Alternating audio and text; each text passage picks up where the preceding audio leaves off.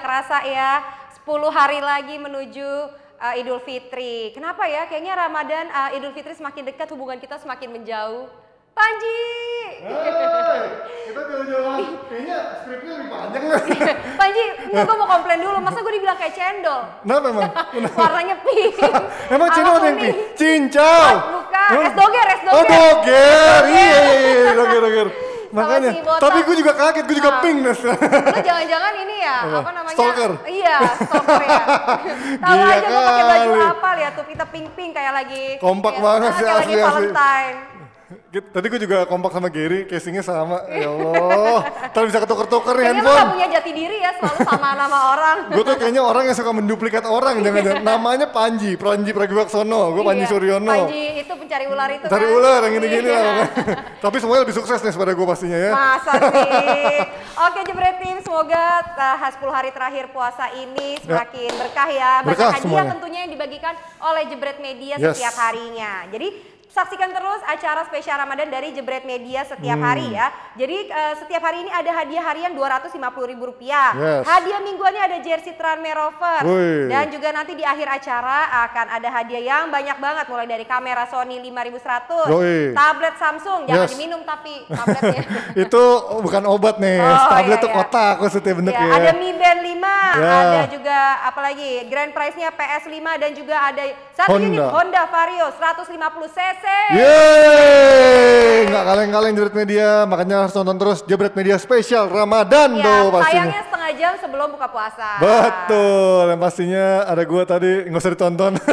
Gue kayaknya kalau bapak gue nonton kayaknya bakal stres tuh mereka nonton. Ini gue diomongin anak-anak gue nih kan. Aduh, udah lah nggak usah tonton. Emang lu roasting juga sama bapak lu? Kagak, gue cuma bilang mereka nggak mendukung gue jadi pemain bola. Tapi mungkin kalau gue jadi pemain bola zaman dulu, mungkin gue sampai sekarang udah nganggur kali Nes ya. Ya alhamdulillah lah sekarang gue udah bisa siaran di sini. Artinya udah jalan yang gue pilih cukup bener lah ya. Iya betul. Tapi dunia itu emang berputar Nes. Dunia itu berputar, kadang baik, kadang buruk. Ada yang kaya, ada yang miskin, ada yang seneng, ada yang susah, ada yang sedih juga seperti AC Parma yang juga akhirnya dipastikan degradasi dari Serie A. Kasihan nih, padahal ini tim klasik, tim yang dulu menjadi salah satu Magnificent Seven-nya Serie A atau 7 jagoannya Serie A zaman dulu. Iya, ini tim tradisional yang oke banget dan ngeri banget dulu. Di zamannya ya, di tahun 90-an dulu kalau ada nggak salah. Fabio Cannavaro, terus ada Hernan Crespo, Gianluigi Buffon, Lilian Thuram, macam-macam banyak pemain sana. Bahkan Adriano sama Nakata pernah membela Parma, gila. Iya, tapi akhirnya bangkrut karena katanya fluktuasinya nggak bagus. Betul. Dan sama emang pemainnya nggak begitu bagus, jadi nggak bisa mengangkat performa timnya sendiri tuh Nes. Iya. Tapi yang pasti juga di Inggris tuh udah dipastikan juga ada juga yang akhirnya datang menuju Premier League promosi. Ada dari Norwich dan juga Watford yang sudah memastikan diri ke IPL musim depan. Tapi menurut lo di IPL musim depan kira-kira dia bisa menjadi kuda hitam nggak Ji? Kalau Watford gue rasa mungkin, Norwich sih gue rasa jauh lah ya. Ini cuma numpang lewat doang. Jadi nggak akan ada kejutan dari dia? Ya mudah-mudahan Tranmere Rovers juga menyusul ke Championship. Terus nanti bisa ke Premier League itu pastinya ya. Kalau Tranmere ke Premier League kita katanya bakal diundang ke Inggris. Enggak, gue bikin ini sendiri, bikin wacana sendiri. Ya kali-kali Pak Wani dengerin, oh oke, kita ke Premier League, kita berangkatin semua kata Pak Wani gitu kali ya. Pak Wani tuh selalu mendengarkan aspirasi pegawainya.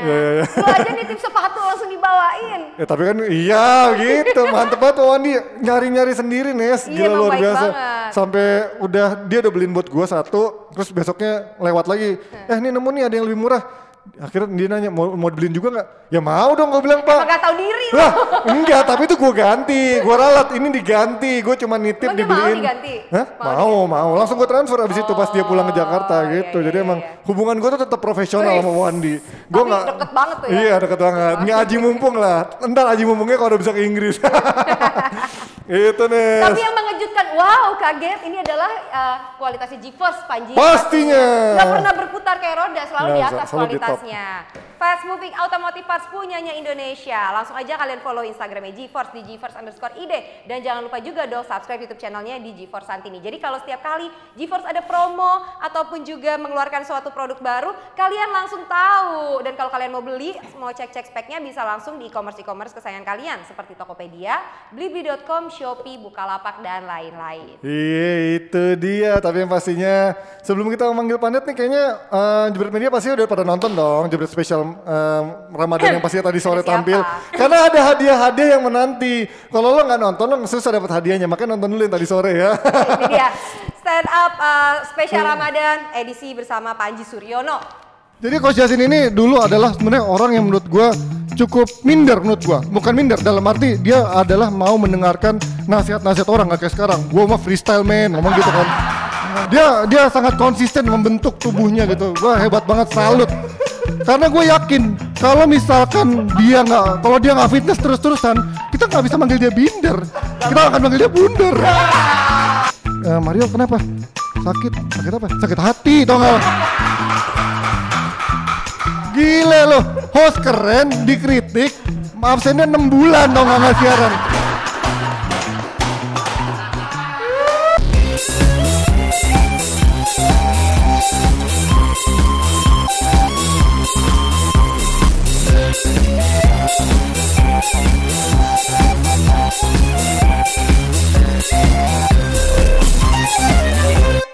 Itu dia Jebret Media Spesial Ramadan yang gak usah ditonton karena gue lihat algoritmanya ini makin menurun ya, karena sebelum-sebelumnya ini ada Abrar, ada si Benny and Mais tadi kemarin ya, Anggia Mario, terus ada siapa lagi, udah kayaknya algoritmanya udah mulai menurun, kayaknya enak di awal-awal. Masih 5 Jangan gitu. Masa Gary tuh. Abrar aja masih 19.000 loh. Gary 6.000, parah banget ya lo kayaknya bener kata Hanif lo yang merusak pasarnya. Karena dia gunting rambut tuh. Oh iya bener. Kan jimatnya di situ. Hokinya hilang Gary dari rambutnya. Dia Samson. Tapi nggak apa-apa, nggak usah nonton episode gua. Tapi kalau mau dapetin hadiah, tadi ada macam-macam hadiah mingguan. Sampai grand prize tadi ada Honda Vario 150cc sama PS5. Wajib nonton Jebret Media Spesial Ramadan. Ada yang nggak nyaut di grup tadi, habis bikin stand up. Sebenarnya punchline-nya binder. langsung nyaut di grup langsung diam. Langsung telepon Abrar. Brar, nanti minggu ini kalau binder siaran, tolong hostnya Panji, gua mau ikutan. Nah gitu. Iya. Biasanya nih si kampret jadi bensin. Udah, episode itu gua ngebensin aja udah. Iya. Gua kan udah datang kita kalau ini. Gue udah ngebales kali nih. Gue tuh nunggu responnya binder apa. Kan gue udah nunggu nih minggu depan kan kita lebaran. Itu udah saat yang momentum tepat buat minta maaf binder gitu. Marhaban ya Ramadan gitu. Aduh binder. Oke. Dari sini kelihatan ya. Anak seri A semua, ya kan? Teh tawar panas, kopi tubruk. Antara emang udah usia 30-50 tahun ke atas ini ya minumnya kayak gini. Oke, kita pastinya akan ngebahas banyak diskusi seru termasuk ntar ada Liga Champions. Tapi gue mau nanya dulu nih sama Hani sebagai fans Juventus ini, lo akhirnya rela kan ngeliat Inter begitu perkasa musim ini sangat jauh. Rela nggak, Div? Lo nggak lihat video ngadi-ngadi FC udah naik? Belum. Nah, gue dengan lapang dada gue bilang gue judulnya aja. Berapa penontonnya sekarang viewersnya? Jijik kalau Inter mah dikit. Gak ada. Masa belum 1.000? Tapi kalau gue Liga Inggris biasanya tuh berapa setengah hari itu udah 4.000. Ya lo patokannya pokoknya harus kalian 6.000 lah biar lewat dari Mardel lah. Iya. Makanya gue bingung maksudnya ya. Tapi karena kebesaran hati, jiwa besar ini ya. Judulnya aja gue bilang Inter layak Scudetto. Oh gitu. Gitu, tapi gue kasih cocok logi openingnya. Openingnya cocok loginya gue bilang gini. Gimana? Inter Milan ini juara, gitu kan? Bagus juara. Tapi kayaknya nih tiap kali juara ada bantuan dari alam semesta, gitu kan? Ya, kayak Son Goku dong.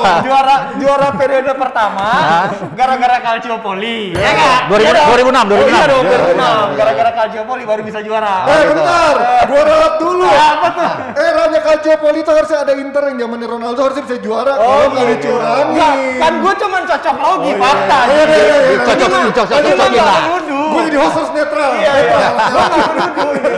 Cocok logi yang kedua, ini juara lagi kan? Juara lagi. Pas pandemi. Nggak ada penonton. Ada bantuan dari alam semesta. Tapi terlepas dari itu, gue ngelihat memang dari semua tim yang bersaing untuk Scudetto, ya gue angkat topi buat Inter karena memang konsistensi dan punya gaya identitas bermain yang jelas. Dan punya menurut gue yang walaupun terlalu jelas ya. Iya.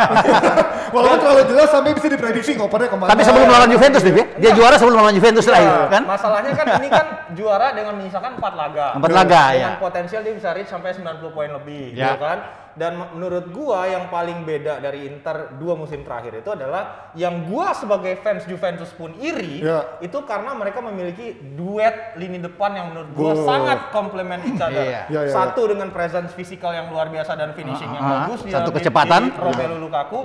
Satu lagi kalau lihat Lautaro complement dari sisi teknis, pergerakan tanpa bola dan kepintarannya playing in the pocket. Jadi menurut saling melengkapi lah ya mereka berdua. Ini yang nggak ada yang gue lihat di di tim lain nggak punya.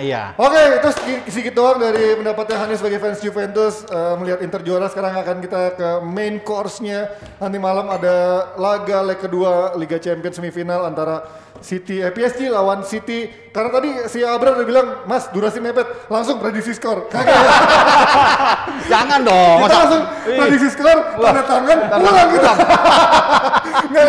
Ini kalau ngelihat kemarin leg pertama nih orang udah langsung pada bilang di atas angin nih City dengan kualitasnya, dengan mastermind dari Guardiolanya. Ketika Neymar dan Mbappe tidak banyak berkutik, menurut kalian apa yang akan terjadi di leg kedua nanti? Apakah benar-benar Neymar sama Mbappe sudah dikunci sama taktikalnya Guardiola? City di atas angin sudah pasti. Bermain di kandang mereka tidak pernah kalah di UCL musim ini ya. Semua mereka babat ya. Kecuali hanya satu lawan Porto tapi main di Porto 0-0. Nah, sekarang kan PSG dalam posisi tertekan ini. Mau tidak mau mereka harus pilih, tidak boleh imbang, menang atau kalah. Mau kalah 5, kalah 10 sama aja. Ya kan? Jadi mereka harus menang dan menang juga harus 2-0 atau 3-1. 2-0 minimal ya. 2-0 minimal, tidak boleh membuat gol City. Ini berat juga bermain di City dan City. Kalau Pep memainkan lagi fase 9 atau bermain dengan 6 gelandang, saya pikir seperti kemarin, terutama di babak kedua mereka main begitu bagus sekali, membuat Neymar, Mbappe tidak ada apa-apanya, tidak berkutik. Saya kira sulit. Apalagi Mbappe mungkin agak ragu ya. Bisa bermain saat ini agak ragu. Nggak ada Mbappe lebih silakan lagi, Panji. Gimana nih? Agak sulit. Ketika Mbappe ini masih ragukan tampil, berarti udah game over buat PSG ketika emang Mbappe nggak dalam keadaan fit City atau bahkan absen gitu. Kalau lo ada Mbappe juga habis ya. Fans City ya gue Kita mesti realistis. Pertama, Mbappe itu ikut ke Manchester. Dia warm up. Dia ikutan latihan. Berarti kalaupun ada cedera, itu mungkin nggak terlalu serius. Nggak serius dong. Bisa pakai painkiller dan dipaksakan untuk laga sepenting ini. Itu yang pertama, gitu kan. Yang kedua, buat gua ini tuh masih 50-50 Ji. Kenapa? Satu, secara track record mental dan kompetisi Liga Champions, City ini masih anak kemarin sore. Harus diakui, belum pernah maju ke final. Paling banter semifinal. Gitu kan, ketemu Real Madrid ketika gua masih kerja di klub. Gitu. Tapi itu kalah cuma tipis nih, 1-0 aja kalah. Tetap aja, maksudnya secara pengalaman nih belum ada nih Papi. Gitu. Ini tertinggi yang mereka pernah capai. Dan kalau kita berkaca sama apa yang dilakukan oleh Pep Guardiola, beberapa babak knockout di 4 musim terakhir dia kan sering overthink dan ini masih terjadi di leg pertama sejujurnya. Kalau lu analisa bener-bener City ini seperti punya dua wajah di dua babak yang dimainkan.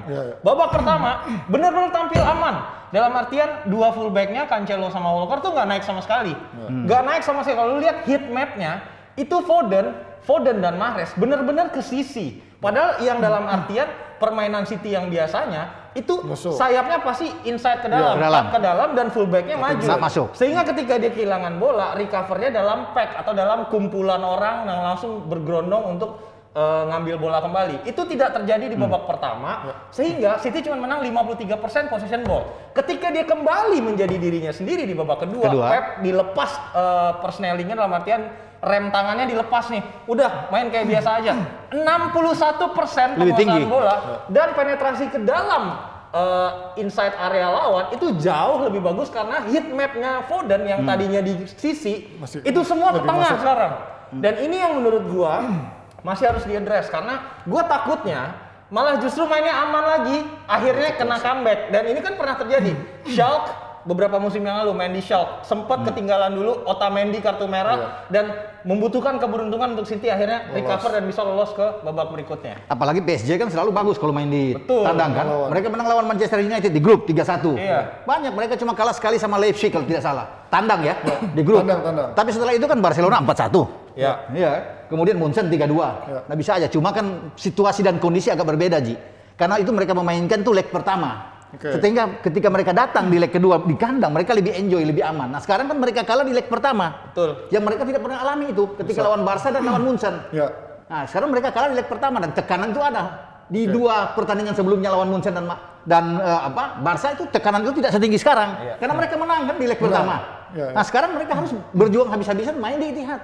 Nah kalau ngomongin sekarang di game plan-nya Guardiola ini kan kemarin orang juga banyak yang kaget kan ketika biasanya dia memasang ujung tombaknya main wingernya. Kemarin KDB yang akhirnya dimasukkan ke depan walaupun ya realisasinya semuanya lebih fluktuatif gitu kan. Kalau menurut lo akankah skema yang sama diturunkan di leg kedua nanti dengan KDB dengan dua sayapnya itu? Lo kalau mau lihat starting line-up-nya City buat lawan PSG nanti, sesimpel lo tinggal lihat starting line-up City lawan Palace kemarin. Iya. Ya, siapa pemain yang main itu udah pasti nggak akan main di semifinal. Leg kedua, tapi nggak semuanya kan? Iya, tetap aja Ji, dia menyimpan Ruben Dias, dia nyimpan John Stones, dia nyimpan 7 pemain. Cuma 3 yang dimainkan kan, Rodri, Cancelo, sama Henderson. Foden nggak main di situ. Kemudian juga Ilkay Gundogan nggak main. Gundogan nggak main. Jadi dalam artian ya ini adalah tim terbaiknya. Mungkin yang hanya akan berganti atau berubah itu adalah posisinya Zinchenko menurut gua. Zinchenko, ya. Antara Cancelo yang ke situ. Cancelo di situ sama Mendy. Nggak mungkin Mendy. Sama kalau nggak Zinchenko ya Zinchenko atau Cancelo. Cuma itu aja. The rest itu bakal sama, Ji. Sama, memang dan kita bisa melihat kan, Ji. Dalam 2 pertandingan terakhir atau 3 pertandingan terakhir, Pep itu hanya menggantikan 1 pemain saja, nggak lebih dari itu. Di UCL kita bicara ya, dan nggak bisa bikin apa-apa. Waktu dengan Dortmund, Mahrez yang keluar, Sterling masuk. Kemarin juga begitu kan, hanya 1, Zinchenko masuk, keluar si Cancelo kan. Jadi memang dia punya pakem ini 11 pemain ini starting 11 sangat kuat dan ini akan dimainkan. Siapapun yang dimainkan berganti-ganti, mau siapa di striker, mau KDB, mau striker atau Foden, mau siapa, diputar-putar aja tuh. Dan strikernya tuh bakal berubah antara De Bruyne atau Bernardo Silva. Bernardo Silva, 2 itu aja. Sebenarnya yang memainkan benar-benar peran false nine itu Bernardo Silva. Karena yang play the strings untuk jantung serangannya City itu tetap De Bruyne. Jadi nggak mungkin ada tempat buat striker kayak model Aguero untuk bisa mengisi di laga krusial nanti. Enggak, gua bahkan nggak yakin Raheem Sterling bakal turun dari menit pertama. Babak kedua oke lah mungkin. Babak kedua kalau sudah itu pun kalau sudah aman. Kalau enggak ya lu lihat 6 gelandang ini tuh punya tendensi untuk bikin City lebih aman dari sisi penguasaan bola. Betul. Untuk ketika dia nggak disposes bola lebih cepat lagi untuk kembali memenangkan bola kembali. Dan itu yang ingat Pep kan, dia harus menguasai bola kan. Penguasaan bola harus tinggi. Apa yang bisa dilakukan PSG untuk bisa mencuri peluang dari Manchester City? Kan kita lihat selalu di tahun-tahun sebelumnya biasanya juga nggak begitu tampil meyakinkan, tapi selalu bisa lolos dari lubang jarum dan akhirnya bisa ke final di bawah Tuchel. Sekarang di bawah Pochettino pernah punya pengalaman ke final juga. Apa yang bisa dicuri dari Manchester City? Mereka nggak punya pilihan lain, sudah katakan. Mereka harus menang kan. Kalau mereka bermain mungkin sama seperti ketika di Barca atau lawan Munchen, dan paling penting di sini adalah mencetak gol lebih awal. Itu harus mengejutkan. Kalau mereka mampu melakukan itu, kemarin juga mereka mencetak gol lebih awal dari Marquinhos Joseph, tapi kemudian babak kedua habis. Tapi kalau mereka melakukan di sini, ini rame nih. Ya kan? Karena kalau City yang membuat gol lebih dulu habis. Selesai. Tapi ngeliat pemain-pemainnya gue ragu sih mainin PSG ini kualitasnya selain beberapa nama. Berarti tadi ada si Lecker, siapa tadi yang si Becker. Iya Becker kan. Maksud gue nggak pernah lihat kualitas main City ini punya kualitas yang setara sama. Saya juga kaget. PSG setara sama City gitu. Becker main kaget juga kita. Kalau ngeliat prediksinya menurut kalian di leg kedua nanti skornya berapa? Buat gue imbang sih. Imbang masih, tapi tetap City yang lolos ya? Saya City menang. City menang ya pasti. Tipis saja. Buat gue sih yang perlu di-highlight itu adalah gini Ji. Kalau PSG pengen lolos, mau nggak mau Neymar mesti show up. Dalam artian dia tuh didatangkan itu untuk misinya adalah untuk ini, untuk bikin PSG menjuarai Liga Champions. Tapi repot kan kalau mereka bermain keluar, itu yang ditunggu sama City. Sebenarnya kansnya tuh justru menurut gua ada di Neymar, Papi. Kenapa? Karena dia akan berhadapan langsung sama si Kyle Walker. Dalam artian defensive side-nya Kyle Walker tuh tidak secara begitu bagus. Dan dia sering disposes bola, kena counter dan cenderung posisinya udah terlalu maju dan telat untuk menutup itu. Kalau gue sih melihat satu kuncinya adalah bagaimana Neymar atau misalkan kalau Mbappe main bisa mengekspos dari Stones, karena Stones sering banget juga careless lah atau poor decision untuk kalau dia nggak ditutup sama Ruben Dias. Tapi Ruben Dias juga beberapa kali suka maju-maju jadi meninggalkan Stones juga. Ini bisa jadi peluang juga buat PSG pastinya. Oke, kita sekarang sebelum pindah ke topik selanjutnya kita quiz bersama Nessa Ping. Hanif dulu ya awal-awal siaran pakai jas ya kan, pakai jas, lama-lama pakai baju endorsan. Endorsan dari kantor sendiri, dari Arafi ya. Pakai sapu tangan di sini jas. Sorry. Tapi udah go internasional loh, sampai ke New York. Iya benar. Yang penting cuan. Cuan ya, itu penting ya. Itu. Gue sih sebagai penonton netral maunya ada kejutan ya, tapi gue nggak mau sotoy ngomongin City PSG lah, mendingan kita kuis aja. Oke, kita kuis dulu. Kuis ini dia yang persembahkan oleh GeForce. Di mana kan letak bola? Di mana letak bola? Tuh, diumpetin di celananya siapa tuh? Ruben Neves 2 tuh. Di mana, Pi? Bolanya, Pi? Bolanya itu di E. Gua di C. Gue di A deh. Yang paling jauh ya. Nah, gua jebretin. Suka paling gak masuk akal sekali. Format jawabannya adalah nama, ya, alamat email dan jawaban. Nama, misal nama Panji, alamat email panjilovenesa@gmail.com. Panji matching sama Nesa. Dan jawaban B gitu. Ya, itu dia formatnya ya. Oke, kalau gitu sebelum kita lanjutkan kita lihat dulu ini ada Jebret Talk sama Eloko. Eloko series. Dan dia bilang katanya di media itu dia mengatakan saya menginspirasikan Loko. Karena dari zaman tim nasional kita satu kamar sama Loko. Ya, kita satu kamar. Nah, berarti itu Loko yang ngerayu Eka atau Eka yang mau ikut sama kamu? Bermain di OE. Dia 2 ya. Ya, 2 gol. 2 gol kita menang. Oh, itu tumben kamu ingat. Kok kamu bisa ingat itu?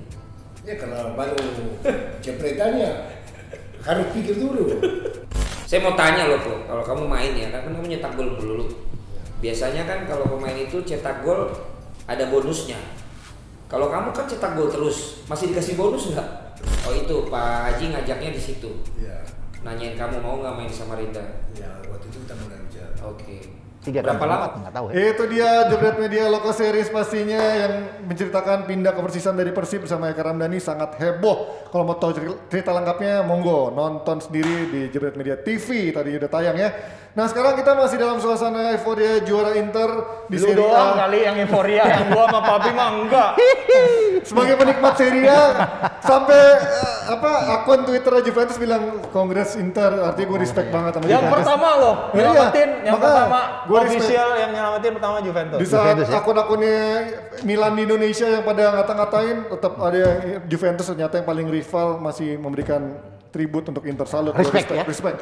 Nah, kalau ngomongin soal Inter, ini ada satu pemain yang dari kemarin dibilang jadi paling kunci sukses Inter musim ini dengan torehan golnya adalah Romelu Lukaku yang sering dibilang overpriced atau dia jago karena hanya main di Serie A. Kalau menurut kalian dari sisi harganya dulu dengan kontribusinya apakah benar overpriced, Nif? 21 gol, 9 assist. Terus ngebully majority pertahanan Serie A. Ya. Dan dengan quality gini, ada penyerang yang lu beli mahal tapi paling ngasih lo gol semusim tuh 10. Ya, model-modelnya kayak Werner lah ya.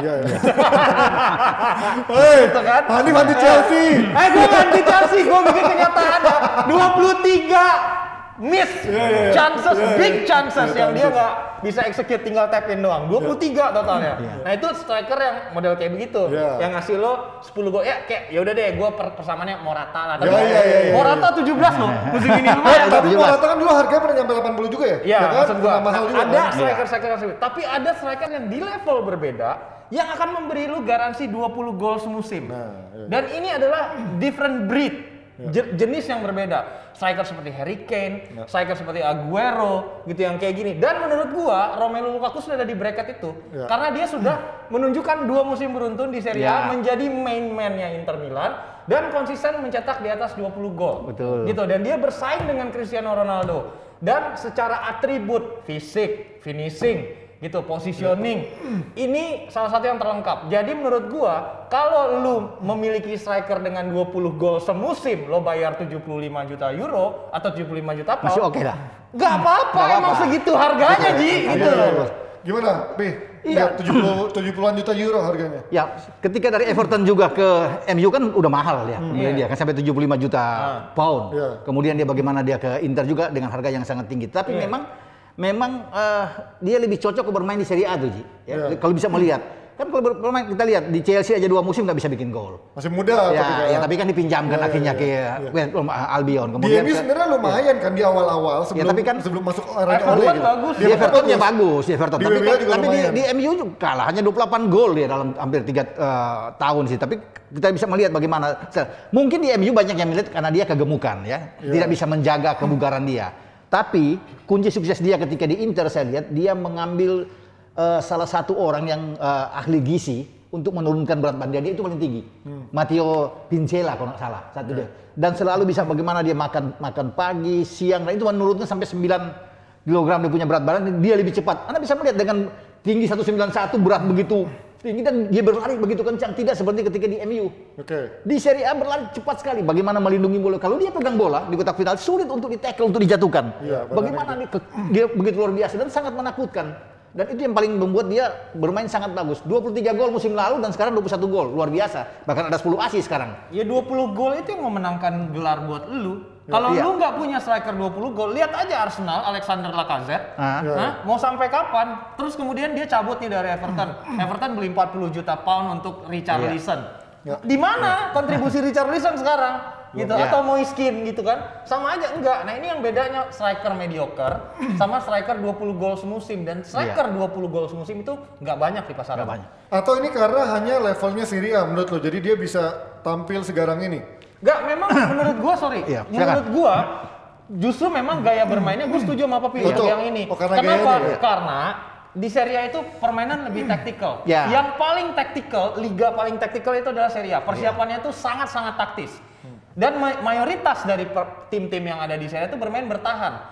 Hanya sedikit yang main progresif kayak Atalanta, Juventus berusaha berubah di musim ini, tapi gagal. Dulu Napoli dengan Sarri-Bolnya, gitu. Nggak banyak gitu Ji yang mau main progresif. Rata-rata yang lain, Bologna dan tim-tim yang seperti itu pasti bermain counter. Sehingga ketika pertandingan terkunci, banyak yang bisa membuka, unlock hasil pertandingan itu adalah skill individu. Itu kenapa sampai di usia 38 sampai 39 Zlatan Ibrahimovic masih bisa ngacak-ngacak Italia. Karena timnya bermain sangat taktis. Dan itu hanya di Italia terjadi. Dan hanya di Italia terjadi, dan ini menjadi habitat yang sangat sempurna untuk seorang Romelu Lukaku. Nah, ini kan kalau kita melihat habitat seorang striker ini, ada yang dibilang sebagai world class striker, ada yang dibilang sebagai striker hanya beruntung main di liga yang lebih rendah, hanya beruntung main di kompetisi yang lebih ringan pressure. Tapi kalau kita bandingin sama Harry Kane, dia nggak pernah meraih trofi apapun. Kok bisa dia dibilang jadi striker world class? Gue nggak menyudutkan Harry Kane. Gue cuma melihat pandangan dari para pandit, melihat bagaimana Harry Kane nggak pernah meraih trofi, even dia bisa menjadi top scorer atau bisa menjadi top scorer timnya juga. Tapi kan itu tim dibangun buat dia gitu kan. Dia belum pernah merasakan main di Real Madrid yang lebih banyak bintangnya, yang lebih nggak berfokus pada presionya kan nggak ada. Ya nggak berfokus pada main man. Menurut kalian seperti apa pandangan seperti ini? Tapi ya kalau bisa melihat kan dia kan hanya di Spurs kan itu semua mendukung ke dia kalau kita bisa melihat ya di Spurs, dan dia tidak bisa bermain di klub-klub yang lebih bagus dari itu. Katakan dia bermain di Arsenal atau di MU atau di City atau di Liverpool, belum pernah. Itu yang menjadi tantangan bahwa dia harus keluar. Kalau ingin menjadi pemain yang bagus, membuktikan bahwa dia harus keluar. Kalau dia masih di Spurs, mau berapapun dia bikin gol kan semua suplai bola ke dia. Kelihatan dia sendiri yang paling menonjol. Beda dengan Lukaku. Lukaku kan bermain di beberapa klub, dia bermain ya, dan selalu tampil bagus, apalagi dalam 2 musim terakhir. Jadi kalau melihat dengan Harry Kane, saya pikir dibandingkan saya masih Lukaku kalau bisa dilihat. Buat gue sih ada 3 matriks yang bikin Harry Kane adalah menjadi striker kelas dunia. Pertama, musim pertama dia debut di Spurs, orang bilang dia one hit wonder. Pemain dengan dulu coach tuh bilang kita berjalan 6 musim ke depan, dia selalu cetak di atas 20 gol di Premier League, liga yang paling berat dengan fisik yang luar biasa, dan itu secara konsisten dia deliver. Ya, itu yang pertama. Yang kedua, itu dia adalah tipe pemain yang punya 1/4 peluang dia bisa tuntaskan. Gitu. Gak banyak yang seperti ini. Gitu. Contoh, misalnya gua kalau ngelihat komparasinya di Serie A itu David Trezeguet. David Trezeguet 1/4 peluang dia bisa bikin gol. Nah, ada yang model-model kayak Timo ketika di Juve dia ya. 24 peluang. Kok balik lagi nih ke situ? Ya itu maksudnya tinggal tag in doang Papi gitu kan. Atau kayak Martial sama Rashford. Rashford iya. Nah, itu kan beda. Peluangnya banyak ya. Peluangnya lebih clear, tapi dia masih bisa membuang. Sementara Harry Kane dengan 1/4 peluang aja dia bisa bikin itu jadi gol. Dan yang ketiga, itu dia bisa berevolusi gaya permainannya. Ketika dia bermain lebih ofensif dengan Mauricio Pochettino, dia bisa sebagai target man, sebagai main man. Kemudian ketika dia menjadi ada di bawah Jose Mourinho, lo lihat statistik asisnya jauh lebih bagus pada musim ini. Dan itu membuat dia berevolusi sebagai seorang pemain. Gak hanya seorang goal getter, tapi dia juga menjadi kreator bagi rekan-rekan setimnya. Itu kenapa gue bilang 3 opsi tadi. Cuma itu kan terjadi hanya di Spurs aja. Dia belum bisa melakukan itu kalau berada. Coba makanya tantangan dia itu keluar dong. Dia melakukan itu misalnya di MU atau di City. Bisa nggak dia bisa membuat 20 gol? Itu kan menjadi tantangan. Kalau di Spurs bertahun-tahun di situ dan banyak semua memberikan bola mengarah ke dia. Ke dia semua. Jadi enak, mau penalti dia ambil, mau apapun tendangan bebas kadang dia ambil. Jadi memang semua ke dia dan wajar. Wajar, dan dia sudah cukup lama kan dengan Inter. Sekarang coba dia keluar. ke klub. Bisa nggak dibikin? Nggak usah 20, 15 gol dulu deh. Ya kan itu saya pikir tantangan. Dan dia tidak punya itu. Apalagi kalau bermain di luar Inggris gitu ya. Ini. Apalagi bermain di luar Inggris. Dan Lukaku melakukan itu luar biasa.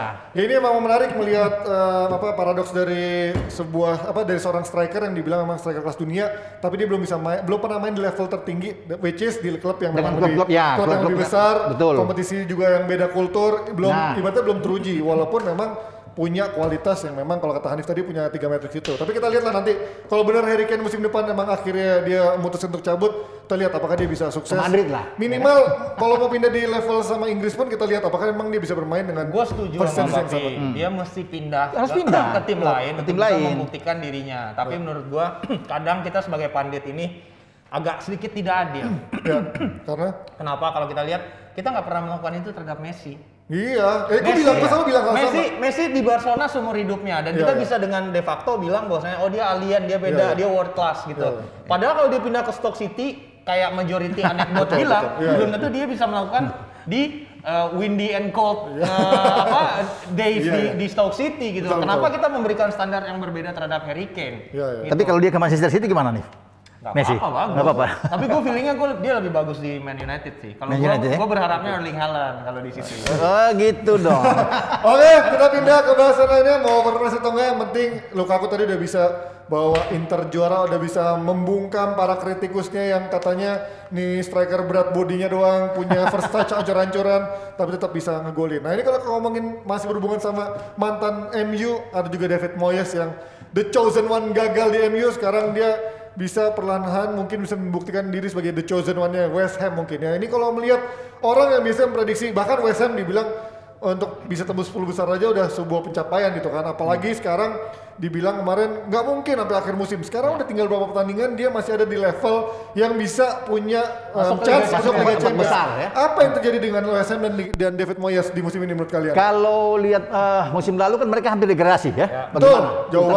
16 jauh sekali ya. Bagaimana dengan 19 kekalahan? Saat ini mereka ada di posisi hampir di 4 besar, ada di 5 lah. Beda 3 poin kan. 3 poin.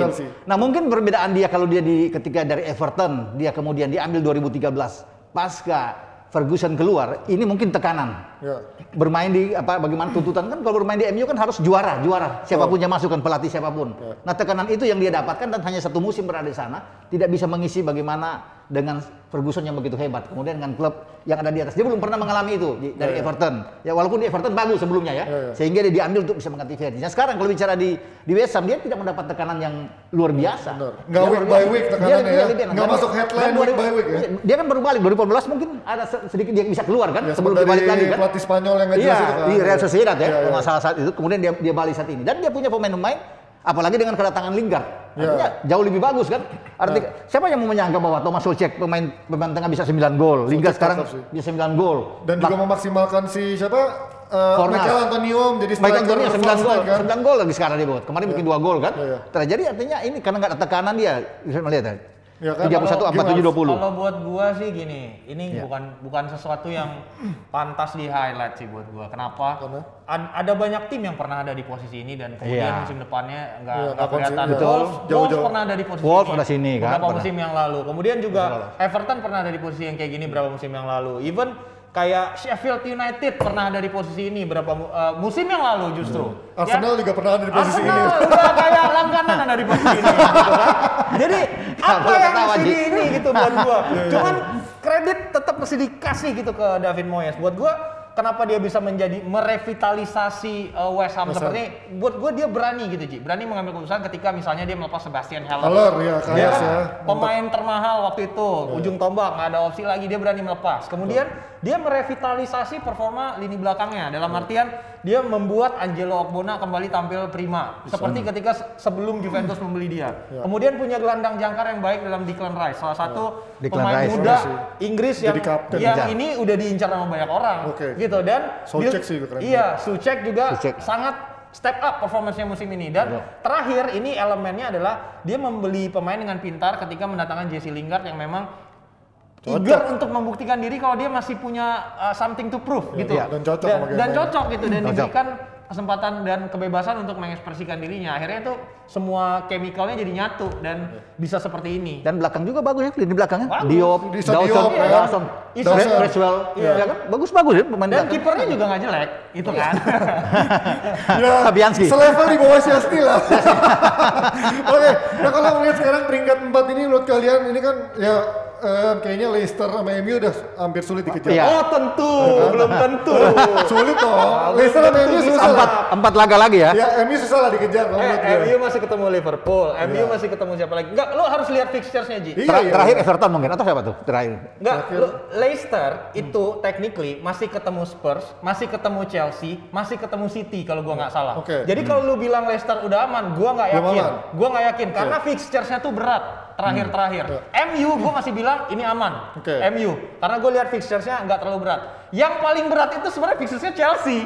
Chelsea ketemu Leicester. Anti Chelsea. Enggak, gue nggak bilang anti Chelsea. Minggu depan lawan City loh. Tapi ini ada harapan buat gue. Karena Spurs. Iya, ada. Maksudnya dia bakal ketemu lawan City dulu. Bakal ketemu Leicester, bakal ketemu Villa, bakal satu lagi gue lupa siapa. Tapi berat juga gitu. Sementara Spurs masih ketemunya Leeds, Aston Villa, peluangnya besar ya. Leicester yang satu lagi gue lupa. Tapi kalau lu lihat peluang menang tinggi dong berarti Spurs. Peluang menang ada kalau nggak ngadi-ngadi gitu ya. Jadi ya gue mah ini mah bukan harapan ini aja, ini mah ngasih tahu aja sih gitu. Gimana pengen lihat dari peluangnya 4 besar ini siapa yang paling hitung ada bro? Ya udah kita kan mengenyampingkan City udah pasti lah ya. Ya City udah pasti. MU pasti. Kalau saya yang belum saya bilang. Leicester tadi kalau setuju nggak Pak Hanif? Leicester masih bisa goyang. Memang Mas kalau dia kalah. Tapi kalau City juara, apakah City akan fight bermain lawan Leicester? Nah ya itu juga bisa jadi poin. Karena dia akan ngincer Liga Champions pasti dong. Enggak, Papi. Pasti dia fight. Kenapa? Karena kemarin laga lawan Liverpool kan dipospon, ditunda. Sehingga kalau sebenarnya awalnya tadi kalau dilanjutkan permainan dan United itu menang, kalah, City pasti juara. Sehingga pestanya lebih awal. Sehingga pertandingan lawan Chelsea jadi tidak terlalu penting. Tapi ketika itu ditunda, kemenangan harus diambil sama City ketika lawan Chelsea nanti. Bukan lawan Leicester maksudnya. Chelsea minggu depan dong. Chelsea minggu depan. Oh dia harus menang lawan Chelsea dong. Itu maksudnya. Berat dong ya. Berat kalau lawan Chelsea menang. Berat harus menang. Jadi kalau 4 itu Ji, City, ya kalau saya ya, MU, Leicester sama satu lagi siapa? Liverpool lah. Jadi berkali-kali tadi gue berusaha netral, tapi Hanif selalu mengarahkan nama Chelsea. Jadi kita lihat anti Chelsea di sini. Arahnya ke Chelsea itu ada. Timo Werner 2 kali loh diajar. Gue cuma bilang Werner dan fakta semua ya. Kalau Chelsea mah gue dukung. Oke, kita lihat dulu jawaban kuisnya. Letak bolanya ada di tuh di selalu kan kemarin B sekarang E. Jamet jawabannya jawabannya skor kemarin juga bener ya. Bener 1-1 kan. 1-1 mantap. Oke, selamat untuk yang menang nanti akan dihubungi oleh tim Jebret Media. Oke, kita tutup aja Nesa langsung pastinya. Thank you Jebret Media udah nonton dan jangan lupa nonton Jebret Media spesial Ramadan karena bentar lagi akan ada Vino dan ada raja terakhir kita Coach Justin di minggu ini juga. Jadi mau ketemu dan saksikan juga DPI besok. Sampai ketemu. Bye. Wah. Yang kedua, keresahan bukan lagi di netizen, tapi gue mendengar di stand up pandit dan karyawan ya. Semua satu bahasa. Bahwa kerja di sini adalah Romusa. Sesuai dengan janji gue, maka 500.000 gue kasih kepada Oki Ranger. Tapi daripada dia bilang Romusa lagi, bener gak? Gue kasih tambah 2 juta buat Oki Ranger. Ini serius teman-teman, ini serius. Itu kamera. Nah kalau seandainya Yuda dikasih kesempatan untuk ketemu Marquez dan ngomong langsung ke Marquez, apa yang bakal Yuda bilang? Udah hampir 10 tahun, karir stabil. Lebih ke mentok sih emang. Teman-teman saya udah ada yang jadi aktor, jadi aktris, saya doang yang jadi apa? Jadi galak.